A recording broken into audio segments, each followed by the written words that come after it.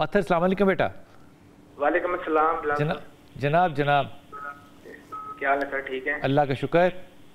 سر میرا سوال یہ ہے کہ جب ہم فاتحہ خوانی کے لیے قبرستان جاتے ہیں جی تو وہاں پہ جو ہمارے عزیز و اقارب جو ہیں وہاں پہ تدفین ہوئی ہے ان کو پتہ چلتا ہے کہ میرا فلاں جو عزیز ہے وہ آج میری قبر پہ آتے ہیں، میرے لیے فاتحہ اس نے کی ہے.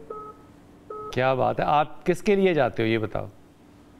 سر میں اپنی والدہ کے لیے، میں اپنے دادا ابو کے لیے، ان کے لیے. مجھے آخری جملے آپ کے سنائی نہیں دیا بیٹا، لیکن بہرحال انہوں نے پوچھا کہ وہ جو دیکھیں بلال بھائی، حضور صلی اللہ علیہ وسلم کی امت کی یہ خاصیت ہے، خصوصیت ہے. پہلی امتیں جب امتی فوت ہوتا اس کی کتاب بند ہوتی تھی، لیکن حضور صلی اللہ علیہ وسلم کی یہ خصوصیت ہے کہ انسان فوت ہو جاتا ہے لیکن اس کی کتاب جو ہے نا وہ کھلی رہتی ہے. جو نیک صالح اولاد ہوتی ہے وہ صدقہ جاریہ ہے. حضور صلی اللہ علیہ وسلم نے جہاں دیگر حکم دیے ہیں، ایک صحابی نے کہا یا رسول اللہ صلی اللہ علیہ وسلم کیا میرے باپ کے انتقال کے بعد بھی کوئی میرے باپ کا میرے اوپر حق باقی ہے جو میں اس کی ادائیگی کروں؟ تو حضور صلی اللہ علیہ وسلم نے سب سے پہلی جو بات فرمائی نا وہ یہی ہے کہ تیرے اوپر حق ہے کہ تو ان کے لیے مغفرت کی اور بخشش کی دعا کرے، اور اگر انہوں نے کس سے معاہدہ کیا ہو تو اس کو پورا کرو.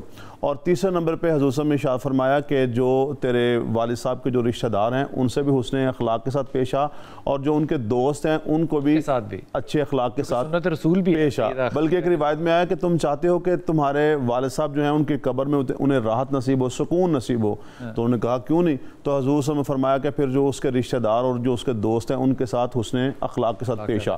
تو یقیناً جب ہم یہ دعا پڑھتے ہیں رب ارحمہما کما ربیانی صغیرا، جو ہمیں کتب حدیث کے اندر یہ بتائی گئی ہے کہ جب تمہارے والد دنیا سے چلے جائیں تو ان کے لیے دعا کیا کرو رب ارحمہما کما ربیانی صغیرا. چاہ رہے ہیں کہ کیا ان کو پتہ چل جی اس طرح رب اجعلنی مقیم الصلاۃ ومن ذریتی ربنا وتقبل دعا، یہ والی دعا بھی ہے.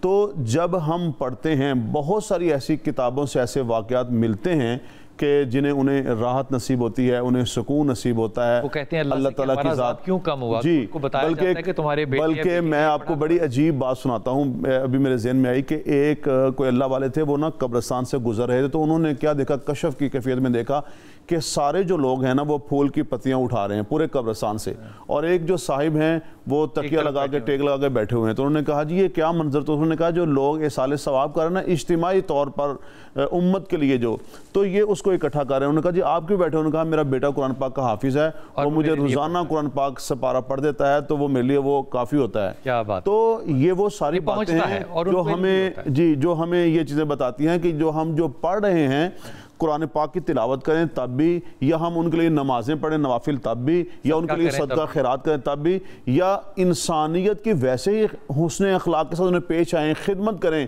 یہ تمام چیزیں جو ہوتی ہیں وہ والدین کے لیے وہاں پہ راحت کا باعث بنتی ہیں. ان کو احساس ہوتا ہے کہ ہماری اولاد جو ہے وہ یہ کر رہی ہے. اس لیے جو بھی اولاد ہے، جو اولاد جو نہیں بھی ہے وہ بھی، ایک تو آپ امت کے لیے کر سکتے ہیں، جو اولاد ہے وہ تو ضرور ہے، لیکن جو اولاد نہیں بھی ہے وہ بھی دعا ضرور کریں. آپ قبرستان کے پاس سے گزرتے ہیں آپ سلام پیش کریں اور سب کے لیے فاتحہ پڑھیں. اگر کوئی آپ کے لواحقین وہاں پر ہیں والدین میں سے، خاندان میں سے، آپ ان کے لیے بھی دعا کریں. ان کا کیونکہ اجر کرنے کا جو معاملہ ہے خود سے وہ ختم ہو چکا ہے، وہ منقطع ہے. بلال بھائی یہ چیزیں بیکار تو نہیں ہو سکتی. اگر ہمیں حضور سے ہم فرما رہے ہیں کہ یہ کام کرو تو یہ کیسے ہو سکتا ہے کہ یہ چیز بیکار ہو؟ ہاں یہ اسی لیے بتایا گیا، ترغیب اسی لیے دی گئی ہے. اس میں دو چیزیں ہیں، ایک تو قبرستان جانا چاہیے. حضور صلی اللہ علیہ وسلم نے فرمایا کہ انسان جو ہے وہ اس سے عبرت حاصل کرتا ہے، نصیحت پکڑتا ہے، اسے اپنی بھی موت یاد ہوتی ہے. اور دوسرا یہ ہے کہ چونکہ یہ ہمارے رشتہ دار تھے، ہمارے والدین تھے، تو ہمیں جانا چاہیے. خاص طور پہ جمعے کے دن جانا چاہیے، عید کے موقعوں پہ جانا چاہیے، کوئی بھی خاص تہوار ہو تو ہمیں ضرور ان کے قبور پہ جانا چاہیے. اور یہ کہ آپ کے والدین کو یا کسی کو بھی یہ پتہ ہے کہ میں اپنا کسی عمل سے اپنے آپ کو بہتر درجے پہ نہیں لا سکتا، لیکن ان کو یہ پتہ ہو کہ ہماری اولاد جو ہے یا ہمارے جاننے والے یا چاہنے والے جو ہیں وہ ہمارے لیے دعا کر رہے ہیں. ان کی خوشی کا عالم دیکھیے گا کہ اس عالم میں ان کی خوشی کا عالم جو ہے وہ کیا ہوگا. پچھلے کالر نے ایک بڑی خوبصورت بات کی کہ ہم جب پڑھتے ہیں فاتحہ کسی کے لیے تو فاتحہ جو ہے وہ جب پہنچتی تو دعا کی صورت میں ہے ضرور، لیکن کیا ہمارے لواحقین کو اس بات کا علم ہوتا ہے کہ پہنچتی ہے؟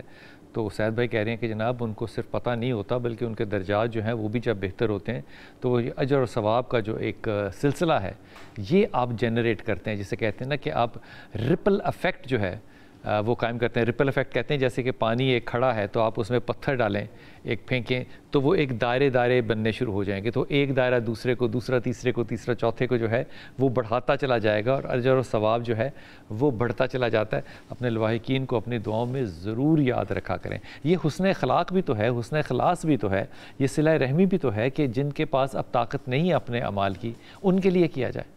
دیکھیں حضور صلی اللہ علیہ وسلم نے ایک دفعہ ارشاد فرمایا کہ اگر کوئی شخص چاہتا ہے کہ اس کی زندگی میں برکت ہو, اس کی صحت میں برکت ہو, اس کی دولت میں برکت ہو, تو عمر میں برکت ہو. حضور سے فرمایا کہ وہ صلہ رحمی